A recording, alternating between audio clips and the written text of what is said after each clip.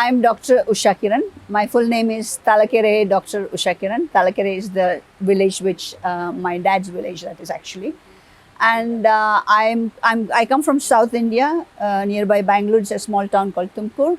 I did my medical education from Mysore, which was a government medical college in Mysore. And then I moved on to through All India to do my MD in Bombay. And then I moved on to, I worked for 2 years in Kerala as well. That was to earn the money to go to UK because we didn't have money to go get the ticket. So after that, I went to UK. I was in the UK, trained and developed all my major skills of laparoscopic surgery in the UK for about 16 years. But it was always an intention to come back and serve my country after I've learned everything. And that was the reason I actually in 2012 came back to India. But however, because the kids were all brought up in UK and born and brought up, and even husband got very used to the Western lifestyle. So they found it very difficult to actually settle in India. I was working as an honorary professor for about 3 years in India, which was the best job that I had, which paid very less, but it was very satisfactory. And, I felt I was doing the right thing for the country.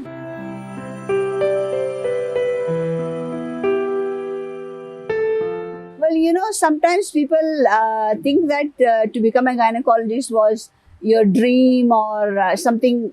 There must have been a big inspirational thing. In my case, it was actually a very, very silly reason to become a gynecologist. I've always copied my sister. My elder sister is also a gynecologist. She's a robotic surgeon in the UK. And she was the goody-goody type at home. So people would say at home, like, oh, do what she does. She's so good. She's so good. You are the one who's kind of all the time causing problems and all that. So I just felt that it was much easier to copy her to keep my parents quiet. So I just kept copying so much that she did her MBBS. So I decided, okay, fine, I'm becoming a doctor. And then she did her gynecology. And then I decided I'll become a gynecologist.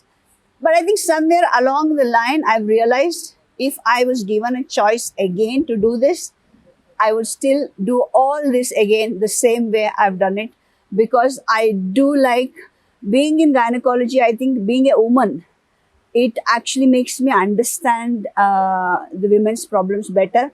I can emote at their personal level better and understand them better. So I think this is one profession that I love to.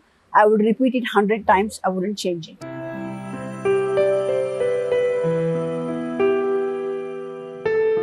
I've got to say that nothing was actually planned and meant to do it in such a way, but somehow or the other, God has been very kind to me, and He has given me an opportunity to actually do something different and extraordinary, and He's always been very helpful in what I've done. So when I went to Kargil for the first time to actually do a charity camp, because it's a very peripheral area, which is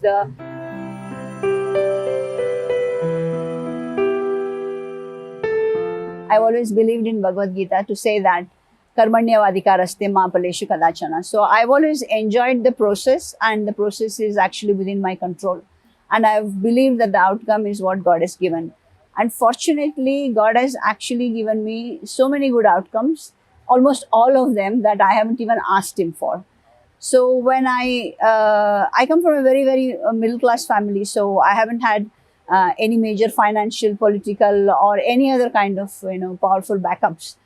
It's all been a self-made journey throughout my life.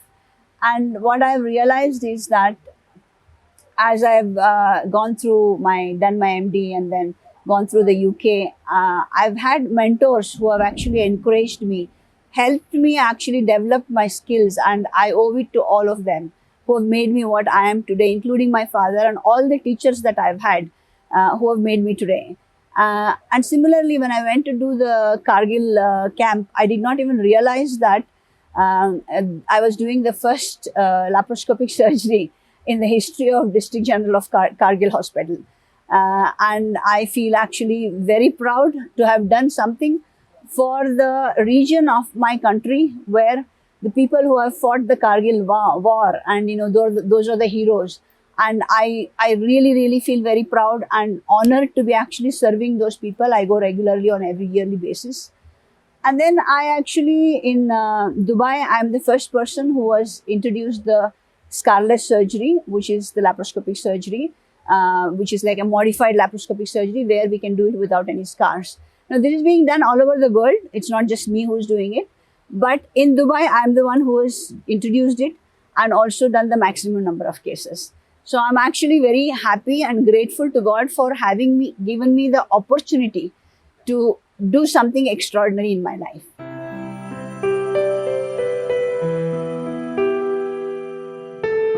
I believe that, as I've said before, God has given me enough and more. I've never asked for anything. Without asking, He has given me. Whether be it parents, whether it is kids, a husband, a job, money, facilities, opportunities. He has never said no to me in any way, any time in my life. And I've reached a point in my life where I feel that there is something now, it's my turn to give back. If I keep taking it and taking it and taking it, I'm sure one day he's going to get really, completely pissed off with me, excuse my language, and say, what's the point in giving this person? So I feel I've taken enough. It's my time to give back. And that's where I've started. He's given me the capacity to actually fund myself and go to different places in India, remote places where people are not going because it's difficult to go, difficulties in terms of accessing the place. And these people are not getting a complete health care.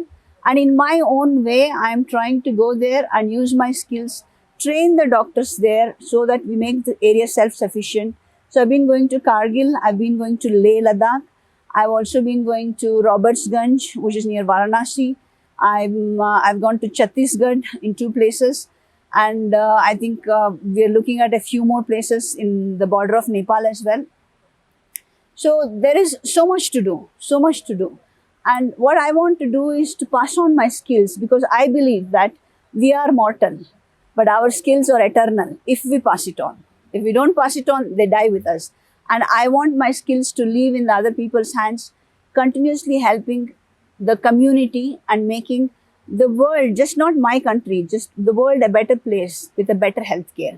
That's my dream. And Womanaari is an NGO which is being registered in the honor of my father, late father, and my late father-in-law as well.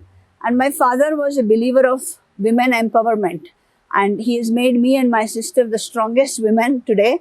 And I believe I want to pass on that legacy and help empower women with strength and health with my NGO.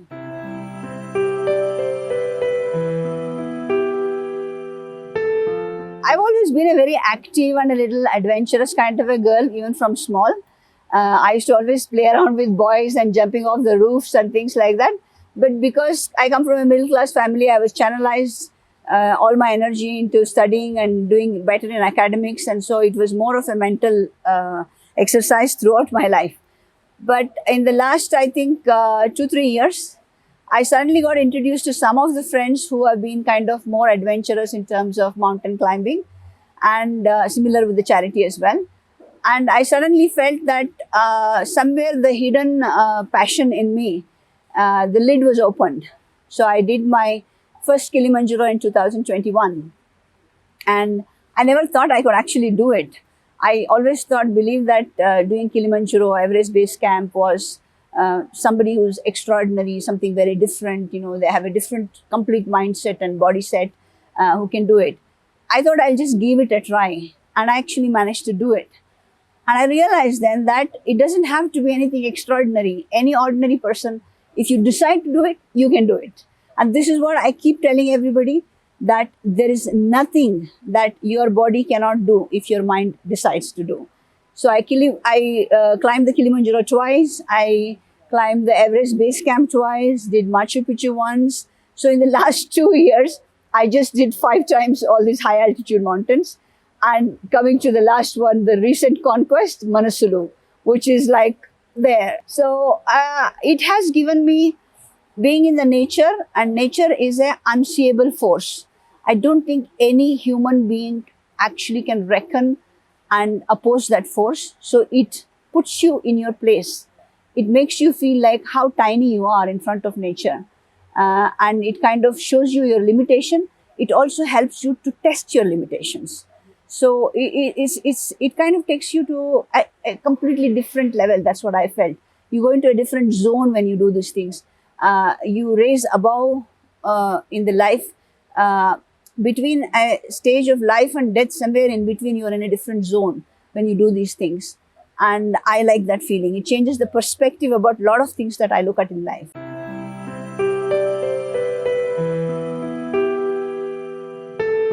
Work-life balance is the most important because it's all about life. It's not about work. Work is what do you say? Work is something that you are adapted to make your living. So work is not something that it's your passion. Yes, you can make your work your passion, but you have to enjoy it. So my motto is, don't do anything that you don't really enjoy. Having said that, sometimes we do start things which we may like, we may not like. But when you start something, finish it, whether you like it or not. You started it. It's a duty to finish it. But if you don't like it, don't repeat it. Life is too short to do things which you don't want to do. So continue doing what you enjoy most. And if the passion comes from within, your work becomes your life and your life becomes your passion. So there is no such thing as you have to balance between the two. There is no balance because the balance is happening all inside on its own, very spontaneously. And taking out time, any one sphere of life, I don't believe actually is wholesome. You could be successful completely in a financial or a professional level. That doesn't make you complete. You could be completely be a happy person in your family, but a complete disaster in professional. That doesn't make you complete. You need to have all the spheres in your life. When I say all the spheres, you have your profession, you have your family, you have your kids, you have your friends, you have your society, you have your community, you have your country.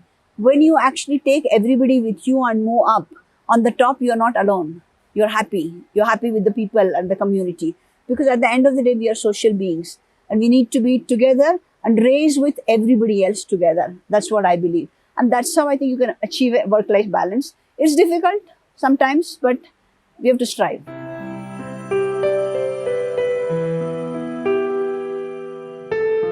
So this is probably the 4th time I'm visiting Nepal. And people ask me, how do you feel about Nepal? And I do believe that Nepal, India, Pakistan, Bangladesh, we're all these eastern countries. We were all actually together somewhere. And we've just had geographical boundaries which have made us into Nepalis and Indian and Pakistani and whatever. Because in terms of culture, in terms of the emotions, in terms of the principles, the behaviors, I don't actually, if you don't tell me you're a Nepali, I don't know you're a Nepali. I assume that you're probably an Indian because that's how I connect to the people. In spite of not knowing the language, there is a connect. That's what I feel. So when I come to Nepal, I feel like I'm probably back in India, not actually in Nepal. And the Pashupatinath temple feels like my own kind of temple. I come from the Shiva thing. I'm a Hindu. So it's kind of, it relates to so much. And what I really like about Nepal is the mountains. And I've come here for EBC twice and now for the Manasulu. And climbing Manasulu was a challenge that I gave myself. Originally, the plan was to actually do the Everest. But then somebody suggested, why don't you do the Manasulu, which is easier than Everest. And you get the feeling of the altitude. But the climb is easy. Whoever said that lied to me. It was not easy. It was extraordinarily difficult, but I made it. I'm very glad, and I have no idea how I made it. All I did was just one step at a time, and I reached the 8,000 meters plus. So it was an extreme challenge, and I have to thank God that Manasulu is the 4th highest mortality mountain. So people lose their lives. Last year, I think a lot of people lost their lives in avalanches, and touch wood. The 4 days when we did the summit push, the weather was so easy and so good. I cannot believe it. It was almost like God was there just saying that, come on, you can do it. I'm going to make it easy for you.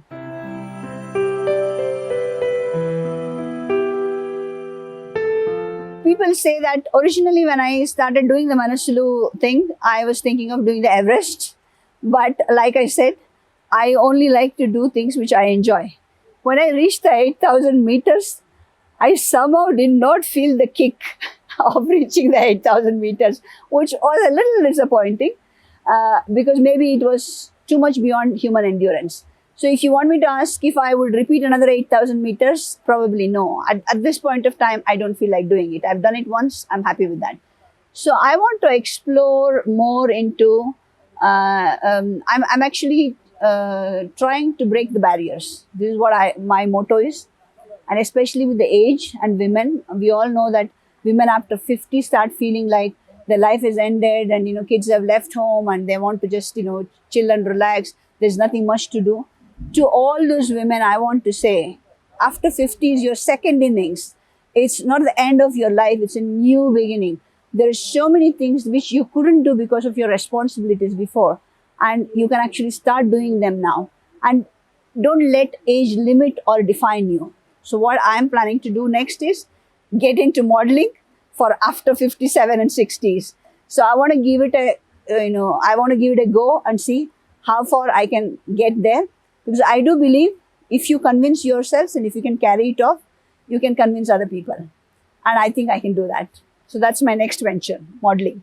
I want to give a message to everyone that is watching this. As I said, I've got an NGO which is being registered called Womanaari, which mainly is into empowering women with health and strength. Because I'm in the healthcare, so health is going to be one of the ways I want to empower women. And I would like the audience who's watching, if interested, in join hands with us and help us promote this cause so that we can provide better healthcare and strength and support for women all over the world.